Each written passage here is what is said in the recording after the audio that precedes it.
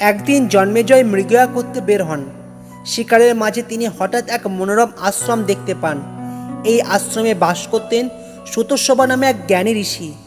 ঋষি সুতোৎসবার একটি পুত্র ছিল যার নাম শ্রমস্ববা। জন্মেজয় সেই আশ্রমে উপস্থিত হয়ে শ্রমস্ববার বিশেষ গুণাবলী সম্পর্কে জানতে পারেন।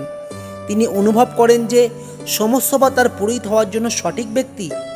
জন্মেজয় সুতোৎসবার কাছে ভক্তি ভরে প্রণাম জানিয়ে বললেন, ভগবান, আপনার এই পুত্রকে আমার রাজপুরোহিত হিসাবে চাই। আমার রাজ্যকে অভিশাপ ও শাপমুক্ত করুন। ঋষি সুতোৎসবা তখন বললেন, হে রাজন, তুমি যাকে গ্রহণ করতে চাও সে কোনো সাধারণ মানব পুত্র নয়।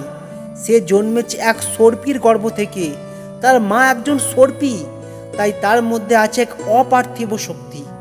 কিন্তু কিন্তু কিভাবে এক সর্পির গর্ভে জন্ম নেয় কোনো ঋষিপুত্র? জানতে হলে চোখ রাখুন পরবর্তী পর্বে। সাবস্ক্রাইব করুন এখনই, কারণ আপনি দেখছেন মহাভারতের 10,000 শর্টসের এক মহাযাত্রা।